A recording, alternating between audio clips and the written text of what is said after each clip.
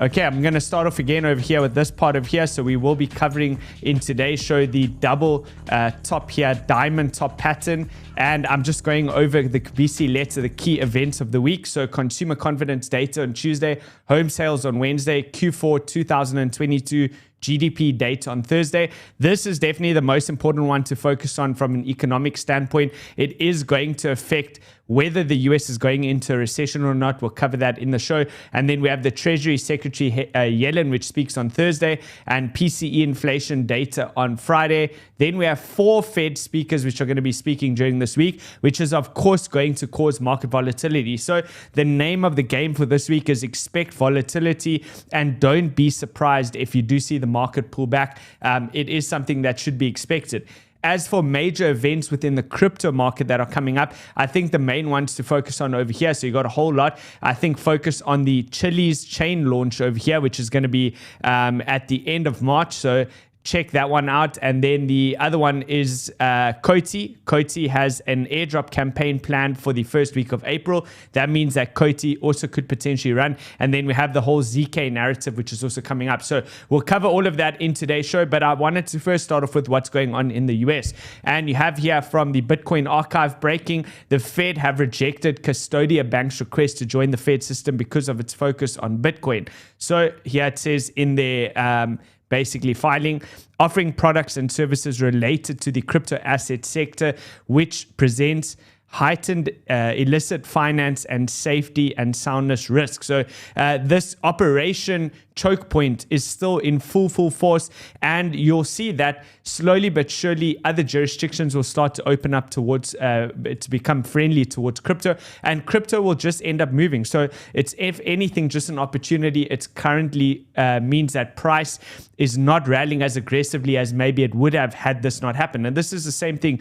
Every cycle there's some sort of story like this. Alex Kruger shows over here, the SEC is objectively an enemy of crypto, which is a shame, as there is a need for regulation in areas such as listings, market making, and custody that could greatly benefit the industry and protect investors. So of course, we know that they've been asking for those regulatory guidelines for a long time. And I wanted to play this from Cathie Wood. So again, this is still just speculation, I want to remind you. But if true, this could prove to be quite big. So let's have a quick listen to this.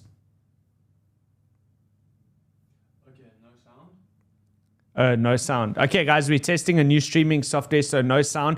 Let me just quickly sum it up. Basically, there's speculation that states like Florida and Texas, which are going to be pro-crypto, are potentially trying to open up banking relationships so that this operation choke point doesn't affect crypto so heavily. You can go through and watch this if you want. Just go through onto my Twitter. I'll share it, actually. That's what I'll do. I'll share it. If you do want to listen to the full thing, that's in essence what they are saying. And then if you look at what the US hold, the government is one of the biggest Bitcoin whales with 1.06% of the total circulating supply. That means that currently they have 205,515 Bitcoin. So 205,515, a huge amount of Bitcoin. And if they are strategic about it, they could technically dump the Bitcoin price if they put that onto the market, especially when you come into a key level. So don't be surprised if they do something like that. The US have done incredibly strange things in the past to pretty much devalue other countries, other assets, all sorts. So therefore, it is just an opportunity. You want to control and manage your risk. You never want to be all in my opinion. You always want to have some sideline money, some dry powder in the event that something crazy goes on like that in the future. Then you can get into the market. But if you look at what 𝗍𝗍 just posted right now, he says when one door closes, then another one opens. Chinese bank courts, crypto firms in Hong Kong. This is basically an article which says that that the Chinese banks and the firms in Hong Kong, after the mainland ban of crypto, are now starting to look towards opening also basically crypto-friendly regions and allowing the inflow of funds into crypto. So new banking sectors and relationships will be formed. So tying in with what's going on with the GDP over here, if you look at this from TED Talks, essentially the Fed are now forecasting a recession because the current Q1 of 2023, the first quarter GDP growth looks to be at a positive 3.2%. But what the Fed see for the total 2023 growth, it's only 0.4%. Increase, basically, which is implying that the US economy growth is slowing down. And therefore, there's a contraction within the economy, and that would ultimately lead into recession. So this quarterly close is going to be very, very important, not just for crypto, but for the stock market as well. And there is still the bearish case, which is on the table, though I'm starting to lean more towards the bulls taking over and dips are for buying. You have to be cognizant that when you compare to the other cycles, then it does still rhyme. It looks very similar. And Benjamin shows over here with the S&P 500 bear market in blue. That's the current one over here in blue, comparing to the previous ones. So I mean, you can see you don't need to even look at which year it is. These are the other major bear markets from the past, from 1946 to 49, 1973 to 74, and then from 2000 to 2002. And pretty much it suggests that there is still the potential that this could drag on a lot further. But with my experience in crypto, oftentimes crypto does tend to bottom before the other major markets do. And the same thing that crypto usually moves aggressively to the upside and sets in its tops before the other markets do. So there is a possibility that the tides are still turning. And if you look over here at the S&P 500 on the 4-hour chart, we gave this in the daily candle newsletter as well as in the Discord group. I said to you that just watch this area. There's demand that keeps kicking in, and it looks very similar to Bitcoin, you know, just forming into a tight consolidator pattern, which suggests that eventually there's going to be either a big breakout or breakdown. And when I say eventually, I told you guys last week, expect that this will only happen during the course of this week.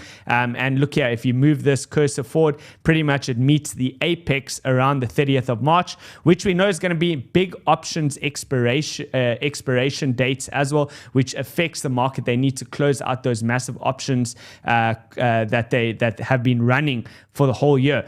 But we're coming into the 4-hour supply zone over here, so expect there could again be a little bit of a rejection and move back down towards this yellow box over here. And I think we're just going to remain range bound for most of this week. So keep an eye on that. The VIX is in agreement with that.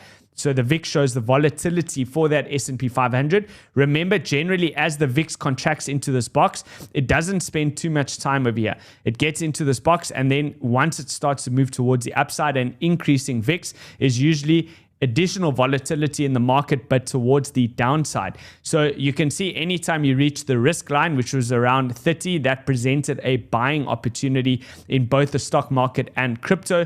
Keep an eye out on that. This has been the range that we've been stuck within for pretty much an entire year. And we are approaching those low teens regions again, which means that you can expect an expansive phase coming soon. The quarterly chart, we will of course get the quarterly close coming in soon. So we tagged straight into that. That was last week or over the course, I think, of the weekend. We eventually tagged that target. This was my long-term target that I had pretty much when we were still around that 15, 16K region. I said that extreme relief rally should be expected. And the first target, it could still go higher, but the first target was 28,992. So that target has officially been met. Now we need to see how this quarterly candle closes, because remember the lower side target, which is 13,880, that one did not get tagged. And if you look at the yearly open, the yearly candle opened like this, straight bullish with no wick to the downside. So is it possible that this year we will still see a wick to the downside and that this could turn over? Of course, that's always a possibility. And your job as a trader is to prepare for both scenarios. You want to be prepared for what would you do if Bitcoin goes first all the way to 47K, to this region over here, and also what would you do if it came down to this region over here. You need to have plans for both scenarios. That's what ultimate risk management is, guys. Most people, as much as all the gurus out there say they know exactly where price is going, the better statement would be, I don't really have 100% certainty on where price is going, but I have a plan for both sides. If it goes down to 13K, I have a plan. If it goes up to 50K, I also have a plan for that. So keep that in mind. Let's see what Ethereum looks like over here. Let's just quickly grab this. Here's ETH. ETH on the quarterly chart over here. Also, let me know in the comments if you're present. I didn't even check in with you guys. I see 𝗵𝗵𝗍𝗶 over here. I don't have all the comments up. Crypto AK, good morning, good morning. Let me know if you guys are here. Also, smash the like button and subscribe to the channel if you're not subscribed already. The like button just helps us to get the algorithm going, which brings the show to more people. I think that we've done a stellar job over the course of pretty much an entire year with nailing the market. So let's help other people get that valuable information as well. Okay, Ethereum. Let's see. Ethereum is yet to tag on the quarterly basis its 1917 target, so 1917. We know that altcoins have been getting smashed by Bitcoin and lagging. So I'm just here to give you the upside targets. That's the 0.618. It is possible that Ethereum still pushes into that. That's based off from the ultimate low to the ultimate top. You have your golden ratio comes in at that level. Now, Bitcoin's one's been hit, right? Lower side targets would still be that 743. If this does prove to have been a massive relief rally and Ethereum and Bitcoin turn back over and we go down into that massive sell-off for the rest of the year, recession, most people predicting stocks are going to go to new lows in the end of Q2, Q3, then that would be a scenario where you want to pay attention to that $743 level. Okay, so we're watching that over there. But according to the Bitcoin cycles, everything is still technically relatively healthy. So here you can have a look at the entire life cycle of Bitcoin. And pretty much if you look where we are now, this is where all the major bottoms were set. So 2015, we look most similar to 2015. We've been here for a long period of time. And then you have the 2019 bottom over there. And then currently where we're at now. So look at the realized price change over 90 days. It's pretty much stuck within that lower band, which lines up with those MV/RV/Z scores and all those on-chain metrics that we've looked at so much. But what's more important over here is definitely the timing, right? So the timing, if you look 72% of the way through, then you set the bottom. 72% of the way through, you set the bottom. Then you look from this one, right? Halving, 72% of the way from the third halving all the way through. And that's usually when you set your next bottom and you start to rally into the fourth halving cycle, which means therefore your buyers should be looking for reasons to go long rather than reasons to go short. If the short side plays out, remember it's just a short-term trade. It's unlikely that you're going to get a strong swing trade at the moment. Just in my personal opinion, I think that it's more likely that any dips that happen are going to be bought up, but I am prepared for both situations. And the Ichimoku cloud on the weekly chart would agree with that. If you have a look over here, in 2012, you had a weekly candle close within the cloud, and then pretty much it proceeded to rally. Now, yes, it's different because obviously it was a newer asset, so the up moves are much more aggressive, and now things are a little bit different, but still just look at how the pattern repeats. 2015, same thing. As soon as you had a weekly close, it was immediate continuation. Let's look at 2019. 2019, weekly close in the Ichimoku cloud.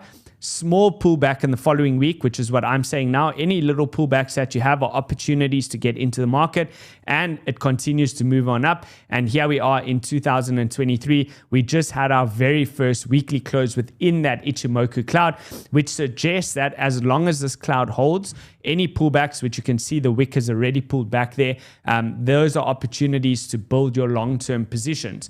Now, here you can see the Ichimoku cloud on the 2-day chart. And this helped us quite a while ago to start to look for reasons to flip bullish once we started to flip this cloud over here and you got the cross on this side over here. But looking at the ADX and the DI, this is the average directional index, the blue line. And then you have the directional index in the green over here, which suggests that the bulls have control. You want to see the blue start to tick on up, showing that there's strength by the bulls. You want to see the bears or the red line continue to contract down and the green to slowly curl back up. That would be indicative that the bulls are taking full control. So something like this. This is kind of the environment that you're looking for a trending market. So pay attention to that. If you are looking for little hints as a swing trader, that's one of the things that I tend to use.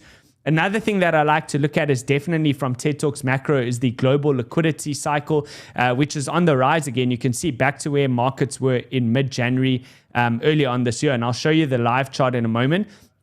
The red over here suggests that's the Fed's assets, right? Green is the ECB assets, and then you have the average assets marked by the black line. So we'll have a look at the live chart now, but a big tick up over there. So let's take a look at it. Here is the live chart. And if you compare, there you go. If you compare and you go all the way back to January, where's January over here? Remember, January had a big run, right? Look at January in comparison to now. So from a relative standpoint, we're actually a little bit higher. And then from a change in momentum, this is a much bigger change than what we had back in January.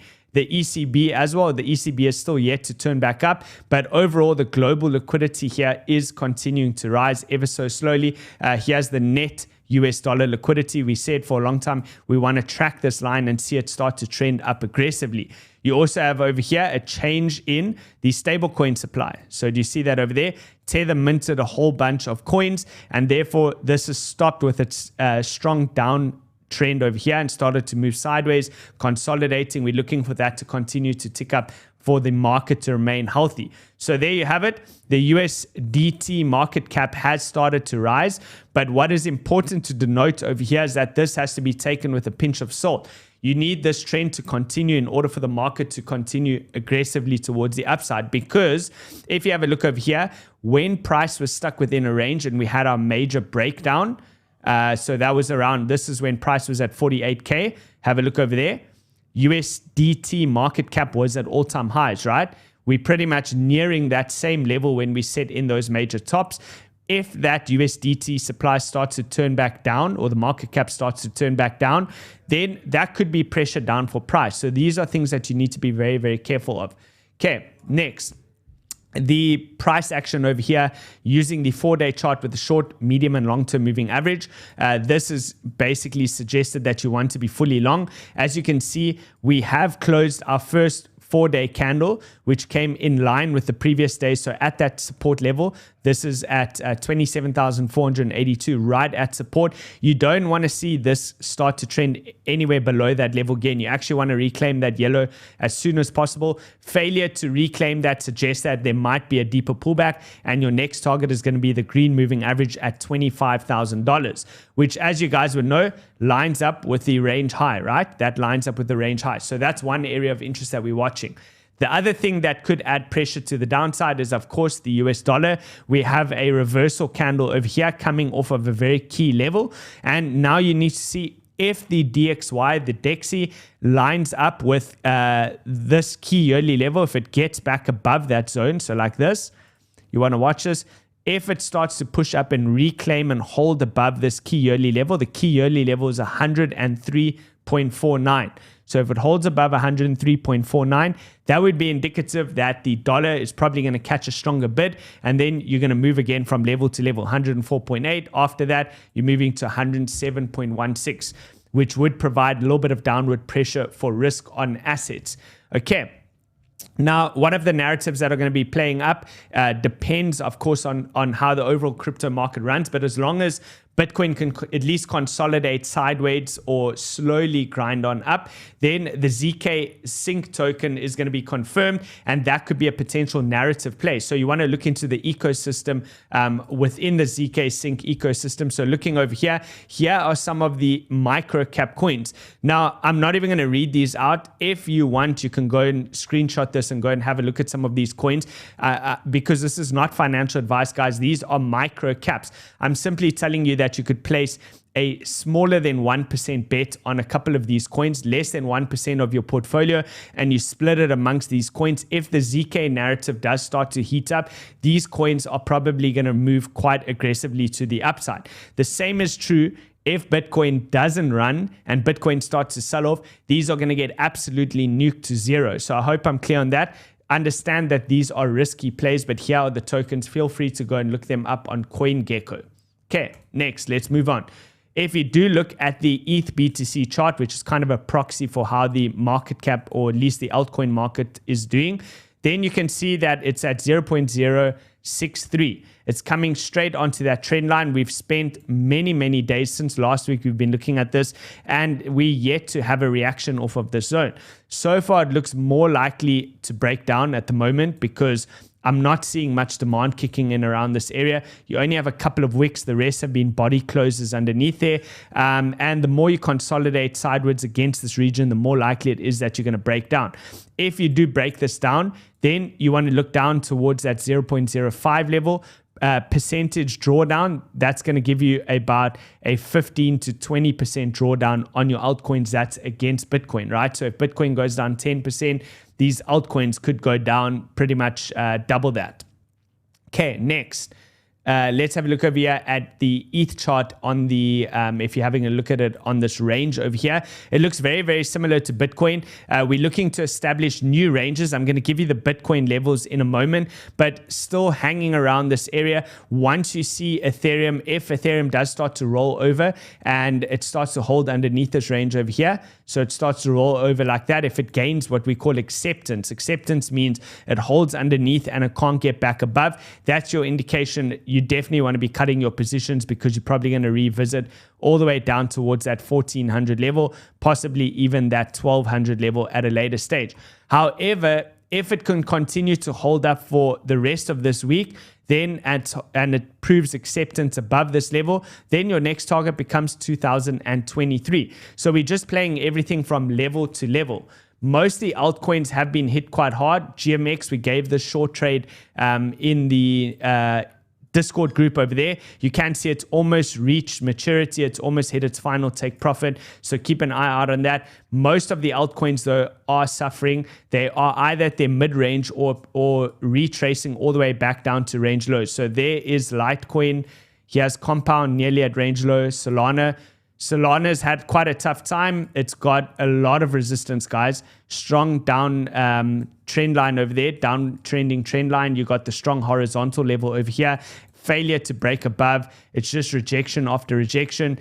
So this one could quite easily move back down to that $16 zone. Be careful on Solana. Atom is still within its range and kind of stuck between this triangle over here. So anytime that it gets towards the bottom of the triangle, around $10, it is potentially an opportunity, risk to reward to set along. ENS, Ethereum naming service, approaching range lows. GNS, okay, that one's moved too quick, not much to look at. Let's look at Vulcan Forge, almost back at range lows. Filecoin, remember how hot Filecoin was just a couple of weeks ago, already almost back to range lows. Link, I think Link's at mid-range, just under mid-range over here, so would be looking for it to move towards range lows. 𝗿𝗏 is also one of these DEXs. This one's pumping. It's up 15% on the day, so huge relative strength over here. This would have been an opportunity over here to get in. I know I didn't outline this one, but this would have been the opportunity over here. You can see that reversal candle, second green candle, you enter your long, stop underneath that candle, and pretty much that is now, you're looking for this to hold as support. Okay, DOT is also at its range lows. Let's see here. So there you go. Level to level, guys. If DOT holds under here, it's going to push all the way back down to $5. DYDX. Okay, there's DYDX. Also, we caught this one, complacency bounce breakdown. It's just lower high after lower high. So you can see basically what a lot of these altcoins look like. It's probably not the time to be long on altcoins right now. That's why I cut all those positions. I did publicly let you guys know that. We sold that at a profit a couple of days or weeks ago. I think it was 2 weeks ago or a week ago. Keep an eye on this. Are we also starting to show acceptance below the range low, which is not a good sign? You probably don't want to touch these things until they reclaim at the very least their range lows and you have an invalidation level to work with. There's ApeCoin also right at the bottom at range lows. Lido's done okay. Near's also at its range lows. Most of these altcoins are at range lows. Okay, Render had a massive pump. It's only now just breaking into its range. I think it can easily go down to mid-range. EWT moving back towards range lows. I think that's enough on the altcoin front. I want to show you, okay, wait, a little bit more on altcoins. Let's quickly go on Arbitrum. Remember, I told you guys what you want to look for is once you have a confirmed local top, which I think this kind of looks like it could be a confirmed local top. We'll just need to watch it for the rest of this week. But if that is the case, you expect a slow bleed on something like Arbitrum. If that slow bleed does take place, you only start buying once you have at the very least a 50% drawdown. What price would that take it to? If that's a confirmed local top, 77 cents. Once Arbitrum starts to grind down towards 77 cents, that is the opportunity to start dollar cost averaging into it. Total 3, still in a strong downtrend. It just can't break above. Look at all the wicks over here. Every time that total 3 gets towards this region over here at the range high, it's straight selling. 396 billion. Shorts jump in and start to send price towards the downside. So that's basically what you're dealing with over there with your altcoins. It's still definitely all Bitcoin time at the moment, and everybody's got eyes on Bitcoin to see what Bitcoin does next. So I want to outline to you the ranges over here. Now, I'm looking for price to start to establish a new range within this territory. So you can quite clearly see that's one range, right? We spent a lot of time within this range. So if Bitcoin can start to reclaim this territory and defend this region, meaning 25,000, this is absolutely critical for Bitcoin to defend. If it can just sweep this region one more time and hold this, then this could potentially be the next range that Bitcoin operates within for another couple of months. And then eventually you can start to break out above that major resistance. Remember, guys, the resistance is huge. That's over here around this 30K region, right? So you would expect that price would have to consolidate for a long period of time within that level before you can eventually have a breakout from that zone. So let's go on this chart. It's a bit cleaner. I have cleaned it up for you. So these are the levels that you're looking at, right? I'm going to read them out, so you're welcome to mark it off. You're taking it from the wick that happened on the 12th of May, 2022, and you're basically running a horizontal cross that matches up with the 13th of August. So you got one touch point, two touch points. You got this touch point over here on the 17th of February of this year, and then obviously consolidated and a big move up. As you can see, we're coming into the underside resistance over there from the order block, which led to the big breakdown. And then if you take the wicks that were at the top of that order block, that would form your range high. So again, the range levels are 25,000 is your range low.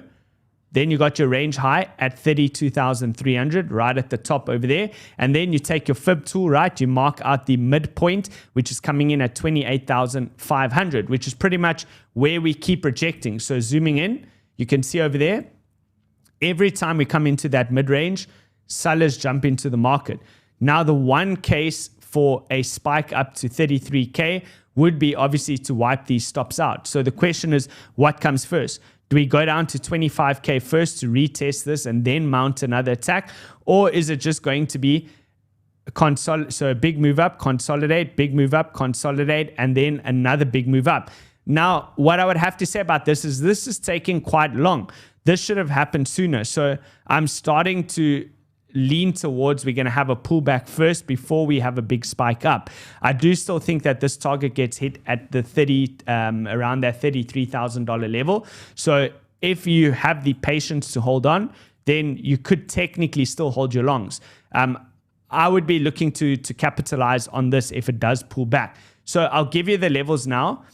If those levels get lost though, your next zones that you want to mark off are the 200 exponential and the 200 moving average on the daily chart.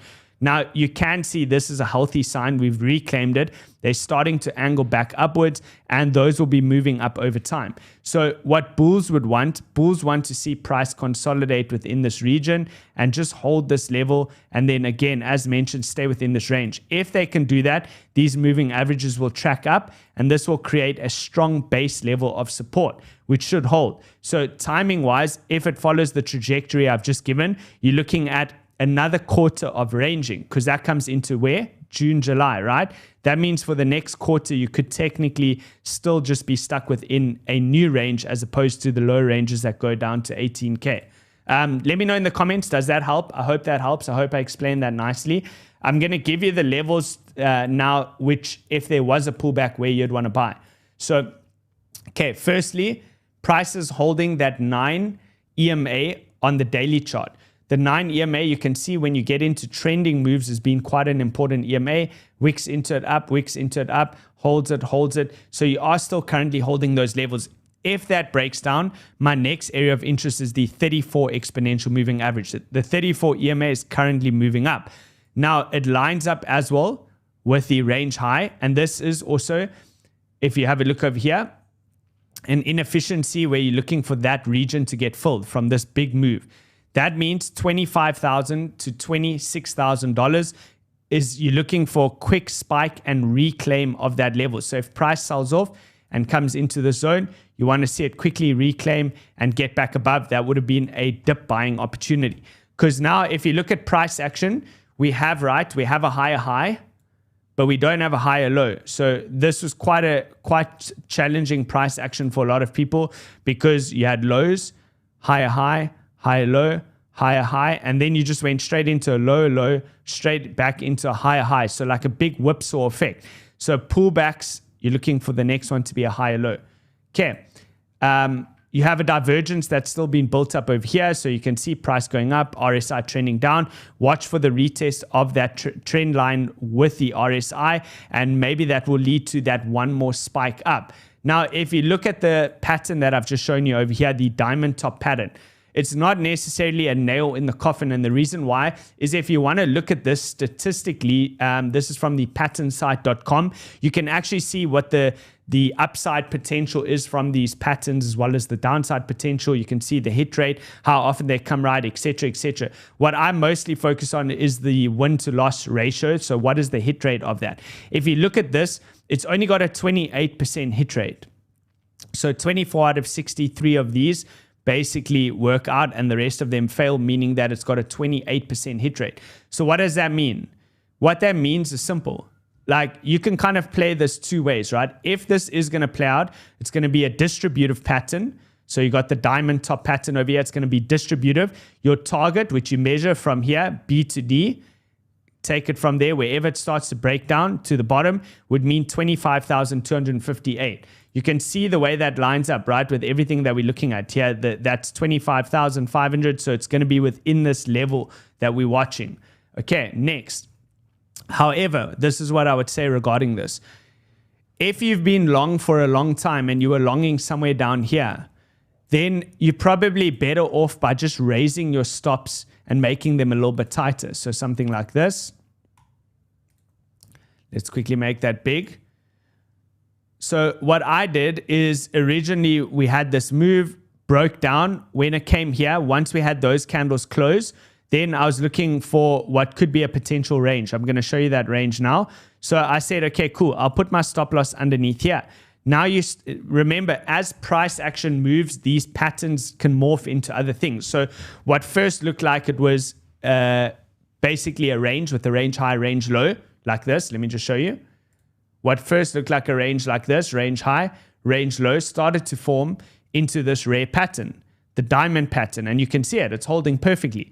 So now what I would do is, if I was long, I would just move my stop over here. Pretty much you want to see it price hold above there. If this pattern starts to break down and you lose that wick, you're probably anyway coming down here. You can attempt another re-entry there. If not, and this fails and this is happening quickly, then of course price is going to break down, come all the way to 25. Watch for the reaction. You don't blindly buy the target that it's set. You wait for the reaction off of the zone. If you see a reaction off of the zone, zoom in, go on a lower time frame chart, and that would be a potential opportunity to get into the market. So kind of two ways that you can play this, as I've just said. One way is you can technically open a short trade, right? So anytime that it comes into the top over here, you can have your invalidation just above those wicks over there, and you can set your TP1, I would say, pretty much at 26,681, and you can have TP2 all the way at that target. So that's one trade opportunity. You can see, makes sense, right? It makes sense. It's a big trade over there because that's a risk to reward ratio of 1 to 9. The other trade that you can take over here is anytime that price comes down into this region to the low band, you can add to your longs, right? So you can compound your longs targeting towards that 33K level, which is up here. Let's just move it up. Let's just go towards what would have been the range high, which is actually at about 32K. And then your stop is going to be below that over there, which is still giving you a pretty good trade setup of a 1 to 4 risk to reward ratio. The other alternative is you can just sit on the sidelines and wait. If you think price is in the middle of no man's land, you can wait. Now, why would I take the long trade? Okay, I would take the short trade as well, by the way, to be hedged. But what is the reason to take the long trade? Well, the reason is very simple, right? Firstly, if you look at the hit rate, it's only got a 28% probability of playing out. That's a low probability. If you zoom out and you look at this like this, let's rather go on this daily chart. If you zoom out and you look at this on a daily chart, what is going on over here? Essentially, you just have a consolidation, right? So you had a big move up, you consolidated, which led to another big move up, which is your second big move, and then you consolidated, and technically you would be looking for the third big move up. So you shouldn't be scared just because there's a diamond pattern that's over there. Technically, I would say that the risk to reward is still likely good towards the upside, because price is holding all the different moving averages. Look, if I go onto this chart over here on the 4-hour chart, any time that price comes down into this moving average, which is the 50 exponential, there's a big reaction off, the red one. Wicks through, holds that level, big reaction off. Comes down, holds, big reaction off of that zone. So if you have a look and you're playing the triangle, I've used the red dotted line over here, which is pretty much exactly the same thing as this. Let's zoom in. It's the same thing as this. You can see how easily you can build your long position coming back into that zone over there, because that zone also lines up with the 50 exponential moving average. Now, if you come down and you don't hold that level, then not only obviously are you losing an important moving average over there, but you're also breaking below this range, the mid-range. So you got range high, mid-range, range low on the 4-hour chart. So you'd be looking for this to spike up very, very quickly. And then you can play the probabilities both ways. Then if the breakout does happen to the upside, you still have some skin in the game. If it happens to the downside, you would have already moved your stops from here below to the next candles that wick into the triangle. So then your stops are low, pretty much at break even. If it breaks down, you also have some skin in the game for the downside. So I like to hedge both ways when price moves into an apex of a triangle, because from a risk to reward perspective, it's always easy to control your risk. Let me know in the comments, does that help? I hope that helps. Also, give the video a like, hit the bell notification, and subscribe if you aren't already subscribed. And then, guys, we have a big competition. That is for the Tesla over there. I did receive news as well from OKX, which is this. Let's quickly go through to this. So if you have a look over here, here is what you can win in the competition. By the way, to pull this up, just go to the description below. Click on the OKX link over there. It will take you through. You also can get sign-up bonuses for a mystery box, so you'll need an account to participate. Each trade that you take is an entry. Okay. If for some reason you can't take a Model 3 Tesla because you live in a country that doesn't have electricity, then you can take the $50,000 as well. So, or maybe you live in the US and you already have a Model 3 Tesla and you don't want it. That's fine. Take the $50,000. So whatever it's showing over here, the luxury prize on the right-hand side, if for some reason you can't make it to Manchester City for the football game, that's okay. You can take the $5,000 as well. And I think that's it, guys. That's it from me. Smash the like button, hit the bell notification, subscribe to the channel. And that's it. I will see you guys all on the next one. Have an absolutely stellar day. And cheers for now.